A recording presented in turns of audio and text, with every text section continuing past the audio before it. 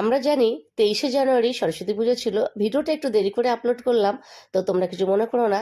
তো এই দিন সবাই আমরা সরস্বতী মাকেও কিন্তু মেকআপ করি। শুধু কি বাড়ির মেয়েরাই মেকআপ করবে নাকি? তাই ভাবলাম মাকে কিভাবে স্নান করাচ্ছি, কি রঙের শাড়ি পরাচ্ছি, কি গয়না পরাচ্ছি আর কিভাবে সাজাচ্ছি সেটা পুরোটাই তোমার সাথে শেয়ার করব। তো আগে যে শাড়িটা পরা ছিল সেই শাড়িটা খুলে নিয়ে মাকে কিন্তু দুধ, দই, ঘি, মধু দিয়ে যে জলটা তৈরি করি সেটা দিয়ে স্নান করিয়ে, যেহেতু কাঁচা দুধ দেওয়া আছে তাই ভাবলাম একটু গঙ্গার জল দিয়ে আবারও স্নান করিয়ে নিই। তারপরে শুকনো একটা কাপড় দিয়ে মাকে খুব ভালো করে মুছিয়ে নিলাম। এখন মার সিঙ্গারের সময়, তার আগে মায়ের চোখের আর ভুরুর যে কালো রংটা সেটা উঠে গেছিলো, তাই বললাম ভুরুটা চোখটা একটু এঁকে দিতে। আর আমার মেয়েকে দেখছি কি সুন্দর করে সাজিয়ে দিয়েছে মাকে, আবার ইয়েলো কালারের আইশ্যাডো লাগিয়েছে, ঠোঁটে একটু লাল লিপস্টিকও লাগিয়েছে। তো যাই হোক, এখন আমি আমার মাকে সিঙ্গার করাবো।